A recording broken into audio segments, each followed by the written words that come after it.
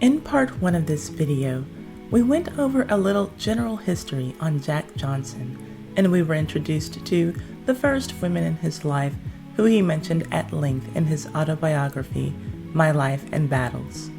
We left off with Belle Schreiber, the 23-year-old prostitute he met at the Everly Club brothel.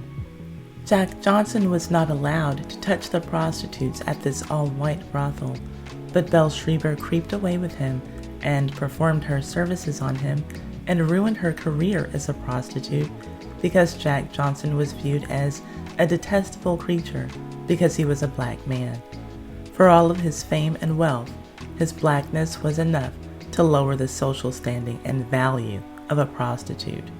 All of the details of this brief romance are in part 1 of this story. If you haven't seen that yet, you can see it here. Now, it's time to move on with the rest of Jack Johnson's wives. Let's get into it. But first, if you like these videos about your favorite and most scandalous celebrities from yesteryear that make the Ty Said What Ty Said channel a time capsule for the culture, subscribe and hit the notification bell so that you can know every time that I upload one of these videos or every time that I live stream, and comment "I subscribed" in the comment section so that I can say hello to you. Now, on to why you are here. Woman number 6, Etta Terry Drie. In October of 1909, while he was attending the Vanderbilt Cup car race on Long Island, Jack Johnson met 28-year-old Brooklyn socialite Etta Drie. She was glamorous and very well educated. In that regard, she was the total opposite of every woman Jack Johnson had been with before. She was also prone to depression. 2 years before meeting Jack, she had separated from her husband, Clarence Drie, a millionaire of New York who was the first manufacturer of gasoline-powered cars in the United States. When she was ready to start dating again, Etta Drie settled on being with Jack Johnson, and she quickly became his new favorite woman, as well as a laughingstock of high society. Belle Schreiber and Hattie McClay resented her, afraid that they would soon lose their places in Jack's life. Yes, when Etta started seeing Jack Johnson, Belle and Hattie were both still sexually involved with him too. You can recall from part 1, Hattie McClay was woman number 4 for Jack Johnson.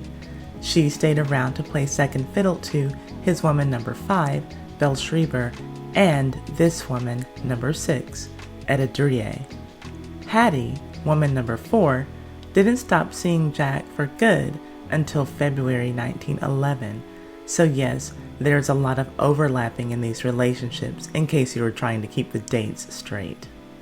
As for Belle Schreiber, woman number 5, there was at least a year of her relationship with Jack Johnson overlapping into his relationship with woman number 6, aka Etta Drie also. But even with Hattie McClay and Belle Schreiber in the background, Jack Johnson went forward with pursuing Etta. As he had done with his favorites before, he gave Etta the title of Mrs. Jack Johnson. But he went a step further. This time, Mrs. Jack Johnson wasn't just a title for Etta Drie given by Jack. This time, for the first time with any woman, he made it official with a real legal proceeding. Jack Johnson made Etta his lawful wife on January 18, 1911. As most women would think, Etta Drie thought that being a wife would come with some privileges, one being faithfulness from her husband. She wanted sexual loyalty from Jack Johnson, but very soon she learned that she would have to settle for just getting treated slightly better than his other women. Etta Drie learned that Jack just didn't have it in himself to be faithful. She couldn't bear the constant infidelity and abusive behavior from him, nor the reactions that she received from the general public and her family and friends about being with him. Everyone thought that she was crazy for being with a black man. But to add to it, that he was severely mistreating her, she began to feel that he wasn't worth it. Her bouts of depression started to come more frequently and hit more heavily. Just 1 month before the couple got married, in December of 1910, Jack Johnson began to suspect Etta of having an affair with his chauffeur, so he hired a private investigator to have her followed. None of the sources that I found confirmed that she was cheating on him or that she even admitted to having an affair. But on Christmas Day, Jack Johnson confronted Etta Duryea at the Pekin Theater in Chicago. He beat her so badly that she had to be hospitalized. She couldn't walk after he attacked her, so he had to carry her to a car. He was so afraid of getting caught and charged for his violence that he asked someone else to drive her to the nearest hospital, Washington Park Hospital. He was such a coward that he sent a friend of his into Etta Duryea's hospital room to beg her to not report him for the assault. And she didn't. Etta was in the hospital for several days following Jack's attack. One source that based its information on Jack Johnson's Mann Act trial court documents strongly suggests that during Etta's hospital stay, he took his former favorite prostitute, Belle Schreiber, to the hospital with him to visit his wife, Etta. Not because he needed moral support, but to show Belle the cautionary tale that was his wife. His message was loud and clear. If you don't do as I say, you can end up like this too. Belle Schreiber said that she knew Jack Johnson to be violent, but she never knew just what he was capable of until she saw his wife's face looking, quote, lumpy, like a sack of potatoes, end quote. If she were to sass Jack Johnson, she'd find herself in a similar condition. 10-4. Somehow, after all of this, the couple made up and got back together. They concocted a story about Etta's injuries so that Jack wouldn't have to take responsibility for beating her. They decided to say that she was injured by falling from a streetcar. Less than 3 weeks after her severe beating, they were quietly married in Pittsburgh. Their situation seemed stable for a while. You might recall from part 1 of this video that Jack Johnson had helped Belle Schreiber go into business for herself, and he'd paid Hattie McClay that $500 for his letters and telegrams. He didn't do that because those letters had sentimental value to him. He paid her so that she wouldn't give his letters to the press and make his private affairs public. He needed Hattie, and frankly Belle also, to be out of his life, or at least quiet, so that he could hang on to his wife. Almost exactly 1 year after Jack Johnson married Etta Duryea, tragedy struck in her family when her father died. Very shortly thereafter, news of her marriage to Jack made its way back to Brooklyn.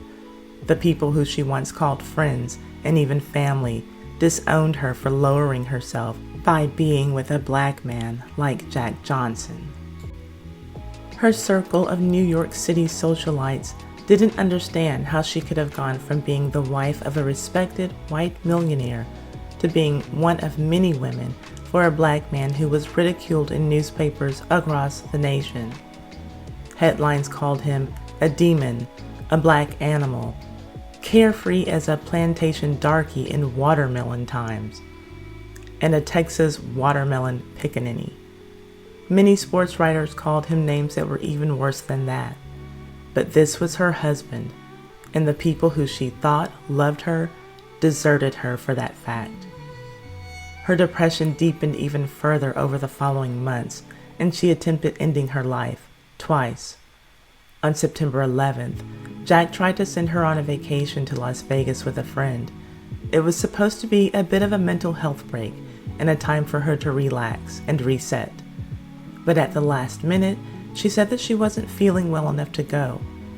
Jack ran to the train station to change the tickets and returned to his nightclub, the Café de Champion, to find Etta Duryea dying of a self-inflicted gunshot wound in their upstairs apartment.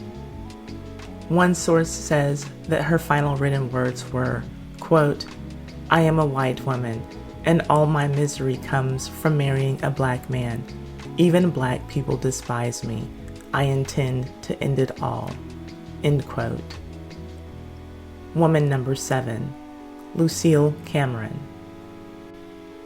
They said, "You can't turn a whore into a housewife." Jack Johnson said, "I'm going to give it my best try."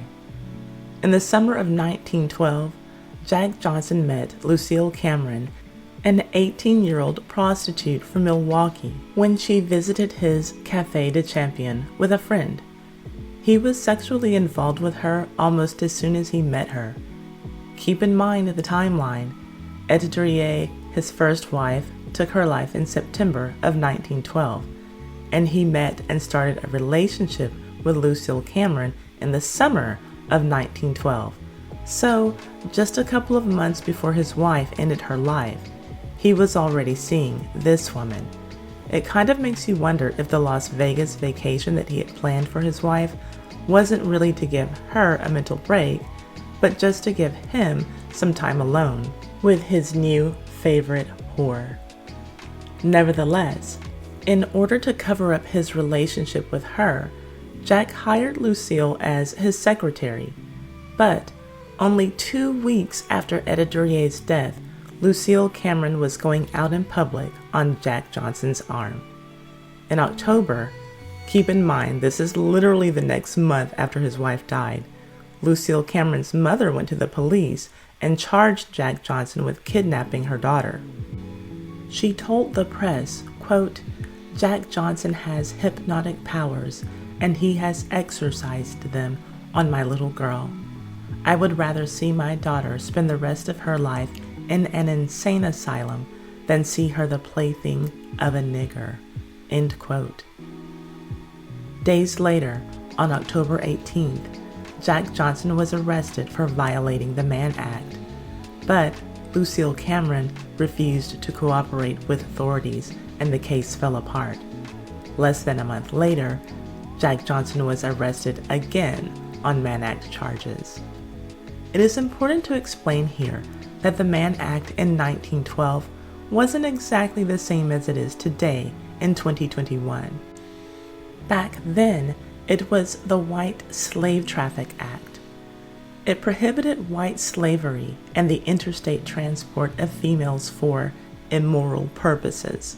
So basically, Jack Johnson was arrested for driving prostitutes from one state to the next and having sex with them. On December 4th, less than 3 months after Duryea took her life, Jack Johnson and Lucille Cameron were married, and the public was outraged. After his Mann Act conviction in June of 1913, Jack skipped bail. He ran away to Montreal, arriving on June 25th, where Lucille was waiting for him. For the next 7 years, they lived in exile, globe-trotting to Europe, South America, and Mexico, until he surrendered to authorities on July 20th, 1920. When Jack Johnson was released from the federal prison at Leavenworth, Kansas, on July 9, 1920, Lucille was waiting for him. 4 years later, she filed for divorce on the uncontested charge of infidelity. No surprises there. Woman number 8, Irene Pinot. The autumn after his divorce from Lucille Cameron was finalized, Jack Johnson met 2 middle-aged women, Irene Pinot and Helen Matthews, at a racetrack in Aurora, Illinois. The following February, Irene divorced her husband, and she and her friend Helen Matthews both began seeing Jack Johnson together. As Irene spoke about this too-close-for-comfort threesome in her own words, quote, "Miss Matthews and I became quite friendly with Mr. Johnson, and our friendship progressed rapidly until it became an issue as to which one of us he liked best. It so happened that I was the favorite one." End quote. So much for girl code. Irene Pinot emerged as Jack Johnson's favorite, ending the threesome with her friend and her man. Jack walked down the aisle one last time when the two were married in Waukegan, Illinois, in August of 1925. Irene was Jack Johnson's wife until death parted them. In June of 1946, Jack was speeding and caused an automobile accident that killed him. Irene handled his final arrangements. She buried him in Chicago in a grave next to his first wife, Pt2. I can only imagine that made Etta turn over in her grave or want to rise from the dead and ask the manager at the cemetery to move her gravesite or his.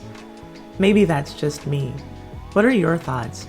How do you think Pt2 would have felt about being buried next to her physically abusive, cheating husband? Please comment below. I'd love to see what you all think. Take notice of how differently their headstones are worded. She is to be remembered as his wife, someone who belonged to him. He is remembered for his career, not as her loving husband.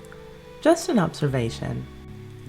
Now, those are all of the wives and girlfriends who Jack Johnson had on public record, but it's worth mentioning that during one period while Jack Johnson was living in Philadelphia, there were supposedly 5 women claiming to be Mrs. Jack Johnson at the same time. But to be clear, the only 3 legal marriages he had are the ones mentioned in this video. As for Jack Johnson's conviction under the Mann Act, President Donald Trump granted him a pardon posthumously in 2018. That is something that is dripping with irony on so many levels. Perhaps Trump saw a kindred spirit in Jack Johnson. Let's be clear, Jack Johnson was an important figure to Black people, but Black people were never important to him. And I'm not talking about his dating preferences or being with white women. He was free to date and marry whomever he chose. And frankly, the abuse that he inflicted on his wives shows that he merely saw them as tawdry possessions to flaunt in order to build up his own ego. When I say that Black people were not important to Jack Johnson, I'm talking about the other aspects of his life.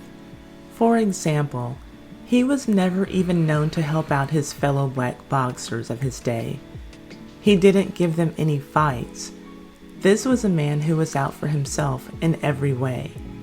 This coonish cartoon drawing of Jack Johnson depicts him as a buffoon, animal-like, but also shows Sam Langford in the background, waiting for his chance to fight the champ.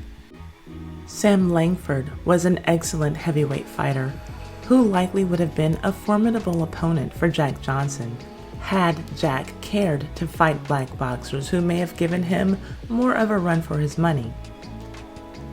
Now, I know that there was a lot of overlapping going on in Jack Johnson's relationships. If you like stories about sloppy lovers like this one, you might also enjoy my video called Jermaine Jackson's Dirty Cheating History with Women. Did he have an affair with Whitney Houston?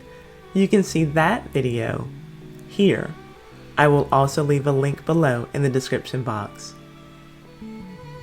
My sources for this video are My Life in Battles by Jack Johnson, PBS.org, Jack Johnson and the Era of Great White Hopes by Graham Kent, The Victorian Historian, The Transatlantic Magazine, Glint Journal, Irish Times, The Big Smoke by Adrian Matejka, The Pittsburgh Courier, and Unforgivable Blackness, The Rise and Fall of Jack Johnson by Jeffrey C. Ward.